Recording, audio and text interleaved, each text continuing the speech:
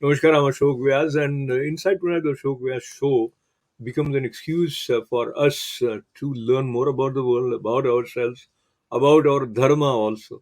And today, I have the pleasure of welcoming someone who we have known as a wonderful author, someone who studies history, learns culture, but professionally is a doctor, and he is filled with a kind of fire to serve, to help, and that makes him a very proactive activist, I must say.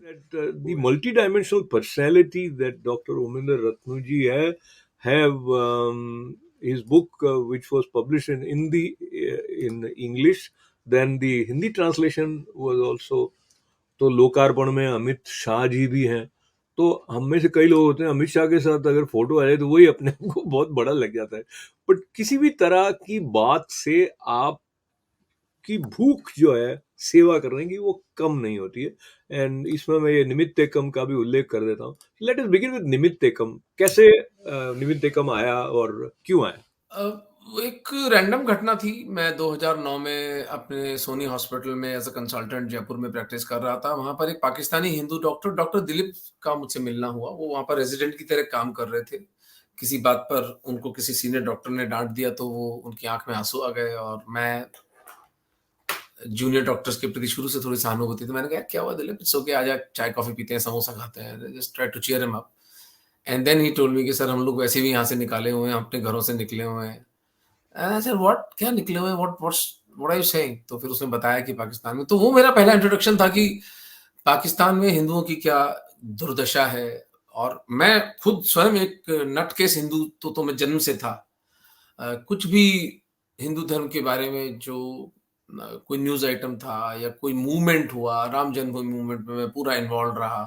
College के दौरान मेरे को even मेरी पढ़ाई में नुकसान भी हुआ। कुछ विधर्मी टीचर्स ने मुझे उसकी लिए नंबर्स भी कम दिए क्योंकि मैं अपनी यहाँ पर मंदिर वहीं बनाए का तमगा लगा के घूमता था। 1991 की बात है। और शाहबानो का पूरा प्रकरण जो हुआ, बामियान बुद्धा जो गिराए गए डायनामाइट से, 9/11। और मैंने अपने आप को पूरा इन ट्यून रखा है इस ये कि हिंदू धर्म पर जो पंचमक्कार मुल्ला। मैं एक बार आपको इंटरव्यू इसलिए कर रहा हूँ कि सामान्य रूप से जो मेजोरिटी ऑफ हिंदूज हैं, वो अपने आप को कन्फाइन रखते हैं धर्म के संदर्भ को लेते हुए। तो मंदिर चले गए या जप करते हैं या जो भी नियम पालन करते हैं, पूजा इत्यादि करते हैं। ये जो कंसर्न्स है ना और हिंदुओं की, उसके बारे में कम हिंदू हैं जो अपने आप को कनेक्टेड फील करते मेरे हैं। दादा साहब बहुत कट्टर हिंदू थे और वही मेरे पिताजी डॉक्टर करणी सिंह जी रत्नो भी थे। तो मैं तो संस्कारित अपने परिवार के द्वारा हुआ और उसके बाद मैंने उस क्रम को तोड़ा नहीं, उस क्रम को मैंने अपने आप को एजुकेट करते हुए जीवित रखा कि ये खेल चल क्या रहा है। और मेरा शत्रुबोध बहुत प्रखर था शुरू से कि अस्तित्व में गीता पढ़ने के कारण बहुत स्पष्ट थी मुझे ये सोच मेरी कि अस्तित्व में शत्रु होते हैं और आपको शत्रुओं के साथ अपनी सुरक्षा करने के लिए सतत तैयार रहना चाहिए। तो तैयार कैसे रहेंगे?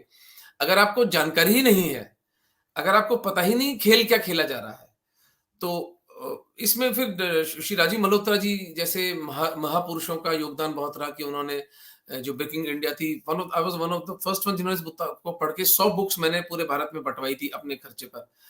तो ब्रेकिंग इंडिया से पता चला कि ये पूरी नियोजित पूरी चाल है, चली रही है और उसको एक उस विचार को एक अमली जामा भी हो गया। तो नहीं, नहीं। हम लोग ये मानते होते हैं कि भाई सब एक हैं, और जो वसुदैव कुटुंबकम वाला भाव है, उसमें जो जहाँ भी है वो दिव्य तत्व इस प्रकार का है। सो मैं आपके साथ जो एकदम खुल के बात कर रहा हूँ, तो हम हाँ, दोनों हाँ, अपने खुल के उसको मैं भी खुल के ही बात करूँगा तो हाँ, आपसे। हाँ, तो हम वसुधैव कुटुंबकम एक हिपोक्रेटिकल स्टेटमेंट हो जाता है अगर आप उसको आउट ऑफ कॉन्टेक्स्ट उसको एक श्लोक की तरह बोलते हैं। हितोपदेश के अंदर तो कहानी है, चित्रांगद नाम का हिरण था। एक हुँ, सियार उसका मांस खाना चाहता था तो उसको पास नहीं आने देता था। तो उसने उसको कहा कि अयम निजम परम वेति गणना लघु चेतसाम। ये मेरा है और ये पराया है, ये तो छोटे लोग गणना करते हैं। उदार चरितानाम तु वसुधैव कुटुंबकम। उदार चरित्र वो होता है जो पूरे विश्व को अपना परिवार समझता है। ये ये सीआर ने ये कॉन्टेक्स्ट बताइए, क्या कथा में है ये? क्योंकि हमने इसको बहुत बार सुना है और इसी रूप में सुना है कि वो कहे भाई उदार चरित्र वाले के लिए तो पूरा विश्व परिवार है। जी। नहीं, उसने तो इस संस्कृत का श्लोक सुना के चित्रांगद को इम्प्रेस कर दिया उस सीआर ने कि मैं क्यों मांस खाऊंगा, तू तो मेरे परिवार जैसा है। अयम निजम परम वेति गणना लघु चेतसाम, ये मेरा है और ये पराया, ये गणना तो छोटे लोग करते हैं। उदार चरिता नाम तो वसुधैव कुटुंबकम। तो उसका मित्र था, एक कौवा था जिसका नाम था सुबुद्धि। वो चित्रांगद को कहता है इसकी मीठी मीठी बातों में मता, ये अल्टीमेटली तेरा मांस ही खाना चाहता है। उसको लेके जाता है कि चल मैं तेरे को एक नए जगह पे चारागाह पे लेके जाता हूँ। एक किसान था जिसके खेत में उसने जाल लगा रखा था। तो सीआर ने सोचा कि इसको इस जाल में फंसवा के फिर इसका मांस आराम से खाएंगे। तो जाके मीठी मीठी बातों में वसुधैव कुटुंबकम के चक्कर में चित्रांगद जी चले जाते हैं और वहां जाल में पकड़े जाते हैं। और बोले अरे तूने तो मुझे फंसा दिया। बोले हाँ, सुबह आके तेरा मांस खाऊंगा मैं।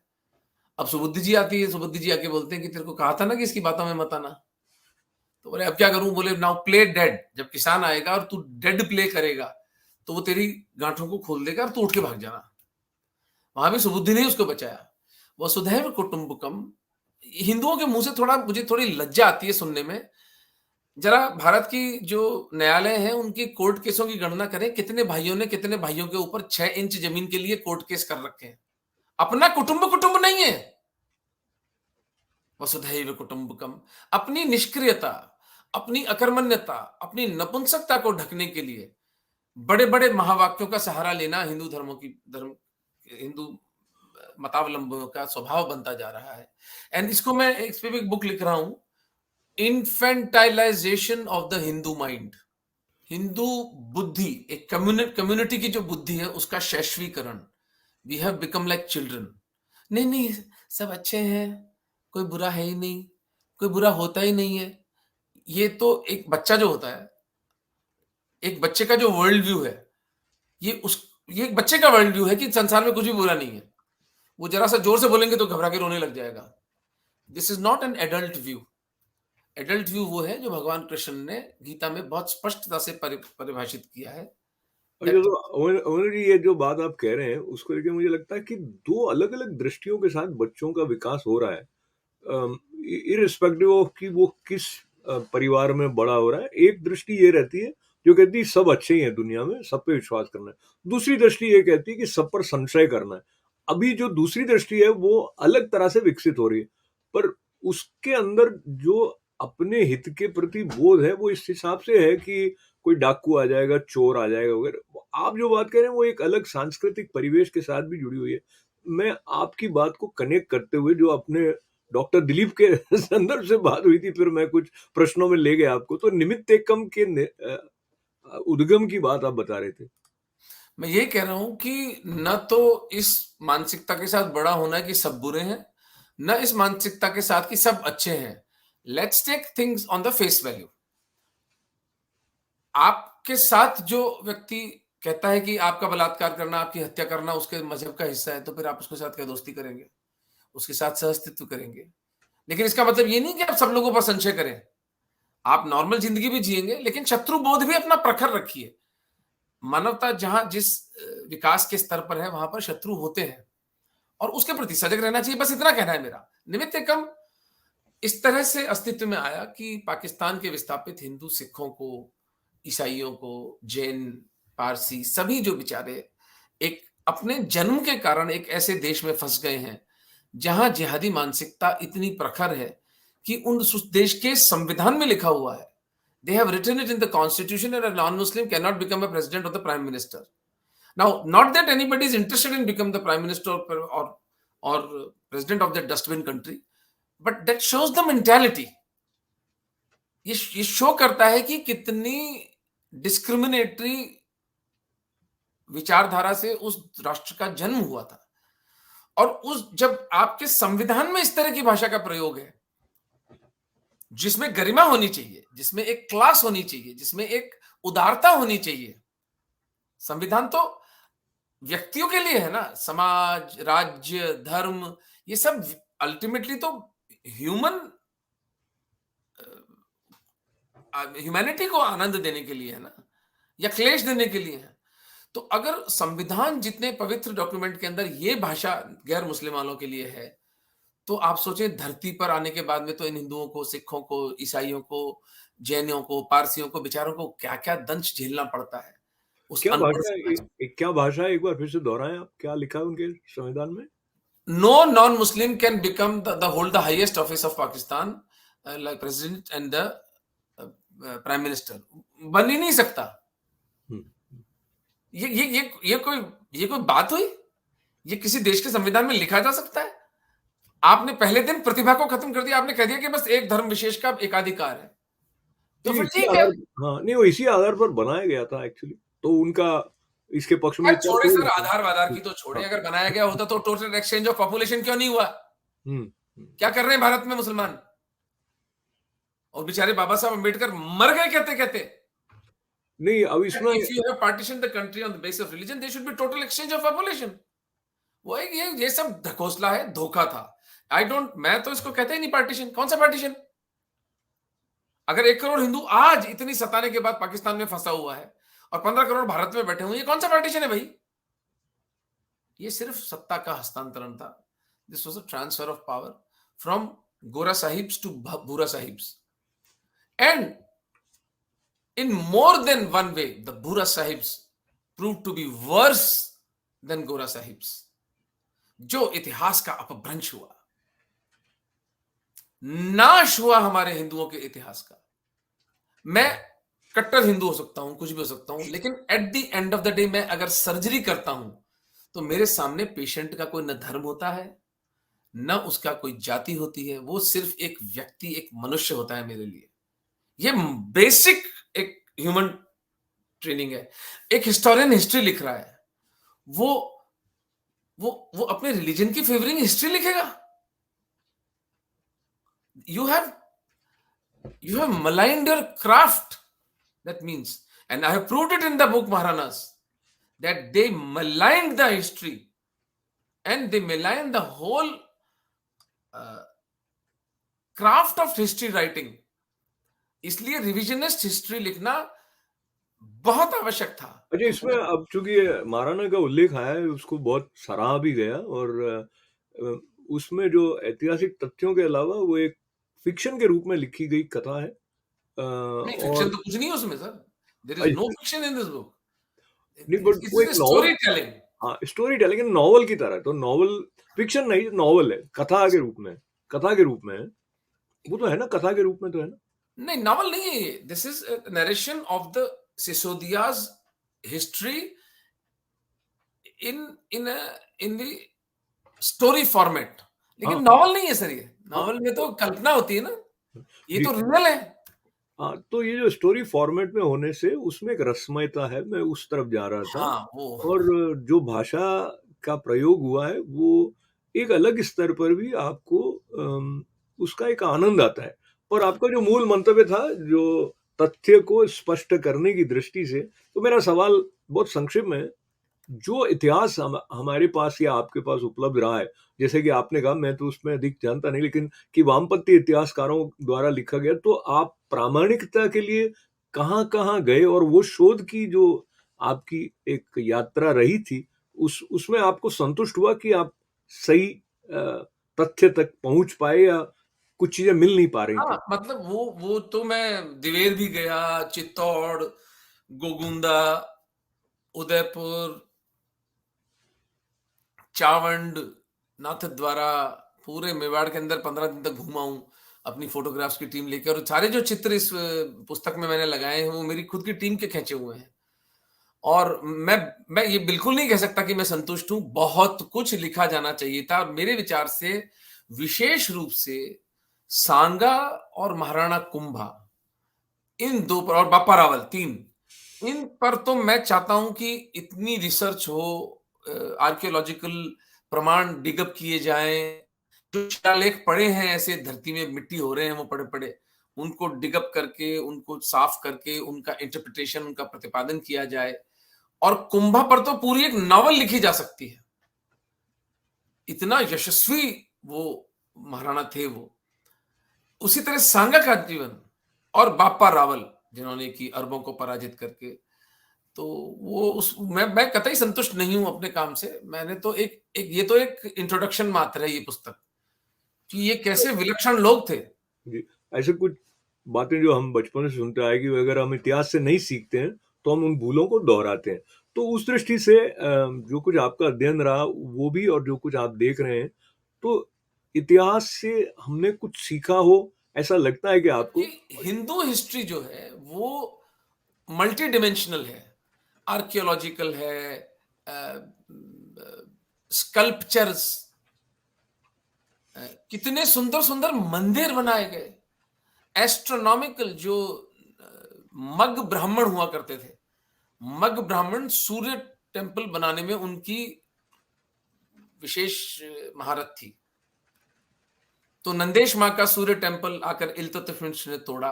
ये जो सन टेम्पल्स बनाए गए भारत के अंदर, वो खगोल शास्त्र के अद्वितीय नमूने थे। पर वैदिक सत्य सनातन भारत भूमि के ऊपर इस इतिहास का कोई लेना देना नहीं है, क्योंकि ये इतिहास नहीं है। ये केवल हिंदुओं का नाश, हिंदुओं के मंदिरों का विध्वंस और हिंदुओं की विचारधारा के ऊपर एक अतिक्रमण है। It's a parasitic infestation. ये प्रेडेटरी मानसिकता, जिसको धनोपार्जन नहीं आता था, जिसको वेल्थ क्रिएशन नहीं आता था, जिसके पास कोई फंक्शनल सोसाइटी, डिसफंक्शनल सोसाइटी थी, वो पैरासाइट्स की तरह आकर हिंदू समाज के ऊपर पड़े। और 800 वर्ष के कालखंड में भारत पर जो इस्लामी आक्रमण हुए, उसमें कितनी बिल्डिंगें बनाई? अब भारत देश के अंदर आपने इतिहास लिखते हैं 3, लाल किला, कुतुब मीनार, ताजमहल। एक अकेले महाराणा कुंभा ने रणकपुर का विलक्षण मंदिर बनाया, और मेवाड़ में 32 दुर्ग, जिसमें से एक कुंभलगढ़ का दुर्ग था। अब आप तुलना कर लीजिए, पूरे इस्लामी काल के अंदर 3 बिल्डिंगें बनती हैं, एक अकेले महाराणा कुंभा 40 वर्ष के कालखंड में 32 दुर्ग मेवाड़ में बनाते हैं। कोई तुलना है? फिर से निमित्त एकम को लेकर जो कुछ कार्य आप कर पाए, उसके बारे में संक्षेप में कुछ बताएं। अब निमित्त एकम से हमने 12,500 हिंदू पाकिस्तान से निकाले हैं गत 8 वर्ष में, अशोक भाई। और सिटीजनशिप अमेंडमेंट एक्ट की सारी जो लॉबिंग थी, उसका जो हार्ड वर्क था, मिनिस्टरों के पास जाना, संघ के लोगों के साथ, विश्व हिंदू परिषद के लोगों के साथ, उनको कन्विंस करना कि इस तरह के कानून की हमें आवश्यकता है। वो अनगिनत दिल्ली के चक्कर काटना, जयपुर से जाना दिल्ली में, और मेरा भाई, छोटा भाई जय आहूजा, हम लोगों ने किया। और उसके भगवान की कृपा से, मोदी जी के और अमित शाह जी के प्रयासों से सिटीजनशिप अमेंडमेंट कानून पास हुआ इस पार्लियामेंट में, और वो एक सभ्यतागत कदम था। एक झटके में मोदी जी ने और अमित शाह ने और इस देश के पार्लियामेंट ने ये सिद्ध कर दिया कि जिहादी समाज दूसरे समाजों के साथ किस तरह का व्यवहार करता है। नंगा हो कर दिया पूरे विश्व में इनको। वरना कोई एक सॉवरेन राष्ट्र किसी दूसरे सॉवरेन राष्ट्र के नागरिकों के लिए ऐसे कानून बनाता है कि इनको प्रेफरेंशियल नागरिकता हम देंगे? बल्कि एक बचकाना लॉजिक, एक बेहुदा लॉजिक कि जी सिटीजनशिप अमेंडमेंट एक्ट के बेनिफिशियरीज सब लोग हैं, मुसलमान क्यों नहीं है? अरे भाई, मुसलमानों ने तो अलग देश मांग लिया था ना, और उस अलग देश को लेकर वहां जो नॉन मुस्लिम्स हैं, उनकी जिंदगी अजीर्ण है। There is a context on which CAA was enacted. आपने तो उस कॉन्टेक्स्ट को खत्म कर दिया ये डिमांड करके कि जिसके अंदर मुसलमान को भी डाल दो। ठीक है, मुसलमान डाल लेते हैं तो बॉर्डर खोल दो, मर्ज हो जाओ, पाकिस्तान, बांग्लादेश, भारत, चलो वापस सब कॉन्टिनेंट। हम तो अखंड भारत वैसे भी चाहते हैं, चलो अखंड भारत बना लेते हैं। नहीं, अखंड भारत नहीं, हमारी ज्योग्राफिकल बाउंड्रीज तो वही रहेंगी, लेकिन हाँ, हम एक फेल्ड स्टेट है, हमारी इकोनॉमी बैठ चुकी है, हम लोग एक सिविल वॉर की स्टेट में है, इसलिए मुसलमानों को भी इसके अंदर दिया जाए। ये सब हुआ अशोक भाई सिटीजनशिप अमेंडमेंट के बाद में। और अभी थोड़ी सी हमें प्रॉब्लम है कि इस वक्त वीजाज हमें नंबर्स ज्यादा बढ़ाने हैं, वो नहीं हो पा रहा है अनफॉर्चुनेटली। और थोड़ा सा सिस्टम अभी ओपेक है। जो हम जैसे कार्यकर्ताओं को राजनाथ सिंह जी के टाइम पर एक्सेस थी, वो आज वो एक्सेस हमें एमएचए को नहीं है। इसीलिए बहुत भारी मन से अब मेरे जीवन का पूरा जो मैंने अपने ऊर्जा है वो यूनाइटेड स्टेट्स, कनाडा और इस तरह के देशों पर लगाई है कि हम इन निरीह हिंदुओं को जो प्रतिदिन 3 हिंदू सिख बच्चियां उनके घरों से उठाई जा रही हैं जिहादियों के द्वारा। ये महापाप 21वीं शताब्दी में हो रहा है। इन कुंवारी कन्याओं का श्राप हम सब हिंदू समाज को लगेगा अगर हम इनके लिए कुछ नहीं करते। इसलिए मैं इस मिशन पर आया हूं अमेरिका। हाथ जोड़कर यूएसए के हिंदुओं से मेरी प्रार्थना है कि आप धर्मांश दें। यहां पर हमने धर्मांश फाउंडेशन यूएस एक 5013 कंपनी बनाई है। $10 प्रति माह का धर्मांश यदि 1 लाख हिंदू दे देते हैं तो $1 मिलियन हमारे पास में कॉर्पस फंड होगा, जिससे हम लॉ फर्म हायर करेंगे, हम लॉबिंग फर्म्स हायर करेंगे, हम यूएस के इस देश के सेनेटर्स के साथ कांग्रेशनल हियरिंग करेंगे और मानवता के आधार पर पाकिस्तान के हिंदुओं सिखों को यहाँ पर रेफ्यूजी स्टेटस दिलाकर 1 लाख 2 लाख को यहाँ पर लाकर बसाने का चेष्टा करेंगे और कोई मार्ग नहीं बचा पाकिस्तान के हिंदुओं को बचाने का। जब हम लाइफ लाइन ऑफ धर्म संदर्भ से बात कर रहे होते हैं तो संस्कृत में हम लोग ऐसे सुनते रहे हैं कि धारयते इति धर्म, तो जो धारण किया जाता है वो धर्म होता है। उस बात को लेते हुए जो आप जिस कंसर्न के साथ अभी धर्मांश की बात कर रहे हैं उसको थोड़ा और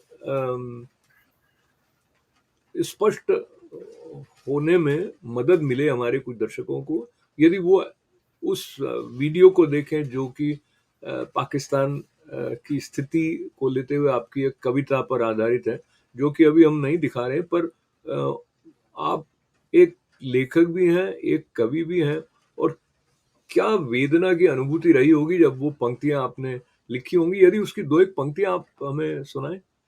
प्राणों का बंधन एक पाकिस्तानी हिंदू बाप अपनी बेटी के लिए लिख रहा है, जिसकी शील की, जिसकी इज्जत की वो रक्षा नहीं कर पा रहा क्योंकि चारों तरफ ये जानवर घूम रहे हैं।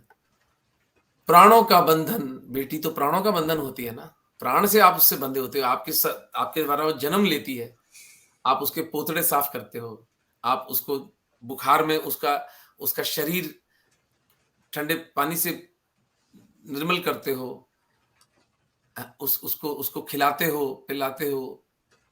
तो प्राणों का बंधन, तू हृदय का स्पंदन, मेरी हार्ट बीट, सांसों की वीणा, परम का अभिनंदन, निर्दोष तेरा अस्तित्व रहे, स्थाई तेरा सतीत्व रहे, क्या करूं, कैसे करूं, तुझे लेके कहीं खो जाऊं, तेरा आंचल जहां आबाद रहे, वो धरती कहां से लाऊं, तेरा आंचल जहां आबाद रहे, वो धरती कहां से लाऊं। क्या जो जन्नत की ख्वाहिश दरिंदों ने पाली, दरिंदे हैं ना, ये जन्नत के लिए हिंदू बच्चियों को धर्मांतरित करते हैं, उनका बलात्कार करते हैं, हिंदुओं की हत्याएं करते हैं कि इनको जन्नत मिलेगी। जो जन्नत की ख्वाहिश दरिंदों ने पाली, तो क्यों उसकी कीमत भरे मेरी लाली। क्या था उसका दोष, क्या उसका कसूर, क्यों लेकर गए हो उसे घर से दूर। इस बेबसी के भार तले क्या जिंदा दफन हो जाऊं, तेरा आंचल जहां आबाद रहे, वो धरती कहां से लाऊं। क्या बात है। तो वो धरती लाने की दिशा में जो महाराणा के साथ शोध परक ऐतिहासिक तथ्यों की तरफ दृष्टि जगाने का काम जो बीड़ा उठाया डॉक्टर ओमेंद्र रत्नू जी ने, मैं समझता हूँ वो दृष्टि धीरे धीरे जो आपके भीतर विकसित हो रही है वो धर्मांश के रूप में भी आई है।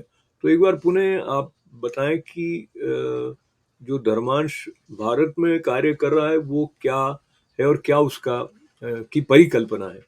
देखिए, धर्मांश की अवधारणा तब हुई अशोक भाई, जब मैं महाराणा पुस्तक के सिलसिले में मुझे पूरे भारतवर्ष में गांव-गांव, शहर-शहर न्योता आया। भिंड, मुरैना, भाग्यनगर, कर्णावती, रांची, रायपुर, भिलाई, कोलकाता, दिल्ली, गाजियाबाद। तो मैंने ये अनुभव किया कि बहुत से हिंदू विचारक और बहुत से हिंदू संगठन इस बात का रोना रोते हैं कि हिंदू लोग धरती पर कहीं दिखाई नहीं देते, हिंदू कार्यकर्ता। जबकि मेरे जीवन का अनुभव पिछले 2 वर्षों में रहा कि हिंदू कार्यकर्ता तो इतनी प्रचुरता में अवेलेबल है और ऐसी प्रज्ञावान बातें वो करते थे। मैं इनसे डायरेक्टली लोगों से टच में जब आया, डायरेक्ट हिंदू समाज से मेरा जब पाला पड़ा, तो मैं इतना आशान्वित हुआ कि यार इतने प्रतिभाशाली हिंदू बच्चे बच्चियां धरती पर इस काम को धर्म की रक्षा के लिए लगे हुए हैं, तो इस सब में मिसिंग लिंक क्या है? मिसिंग लिंक केवल फंडिंग है। हिंदू समाज के पास आज के दिन अपना कोर जेनेरिक फंड नहीं है हिंदू समाज के प्रचार प्रसार और रक्षा के लिए। छोटे छोटे संगठन है, कोई चिन्मय मिशन है, कोई रामकृष्ण मिशन है, वो ठीक है, वो बहुत अच्छा काम कर रहे हैं, लेकिन धर्म रक्षा, जो धरती पर आपका हिंदू एक्टिविस्ट है, उसके बाल बच्चों का एजुकेशन कौन देख रहा है, उसके बूढ़े माँ बाप का इलाज, उसकी इंश्योरेंस पॉलिसी, अगर वो किसी लीगल केस में विधर्मियों के द्वारा फंसाया जाता है तो उसकी लीगल बैकअप कौन दे रहा है? इस तरह के 20 प्रोजेक्ट्स इस वक्त धर्मांश फाउंडेशन ऑफ इंडिया फंड कर रहा है। तो धर्मांश एक ग्लोबल चीज होगी हिंदुओं के लिए। It's like a Hindu bank of the Hindus for the Hindus by the Hindus. पूरे विश्व में कहीं भी कोई भी हिंदू अगर कष्ट में होगा तो Dharmansh foundation India, Dharmansh foundation USA, Dharmansh foundation Australia, Dharmansh foundation UK इसकी उसकी सहायता करेंगे। हिंदुओं का एक सेंट्रल फंड होना चाहिए जो कि केंद्रीयकृत, केवल ग्लोबल फंड नहीं होगा, वो अलग अलग राष्ट्रों में अलग अलग होगा, लेकिन हमारा एक ही लक्ष्य है, फोर्टिफिकेशन ऑफ द हिंदू समाज, हिंदू योद्धा को बचाने के लिए, हिंदू विचारक की रक्षा करने के लिए, हिंदू नैरेटिव को चलाने के लिए, हिंदू मीडिया में अपने आप को प्रोजेक्ट करने के लिए, हिंदू विचार का प्रतिपादन करने के लिए, हिंदू धर्म को मिशनरी बनाने के लिए जो जो कुछ पैसे की आवश्यकता है वो हर राष्ट्र का धर्मांश फाउंडेशन देगा। ये अवधारणा है इसकी मौलिक। तो बहुत सारा धन्यवाद है डॉक्टर साहब आपका, और आपका जो उद्देश्य है उसके पीछे करुणा भी है, पावनता भी है, और जो सिर्फ समाज विशेष की नहीं बल्कि वो आगे जाके पूरी मानवता के साथ जुड़ा हुआ है ही है। तो बहुत सारी मंगल कामनाओं के साथ समय आपने निकाला। बहुत बहुत आभार अशोक भाई, आपने इतने धैर्य से बात सुनी। जय श्री कृष्णा। जय श्री कृष्ण।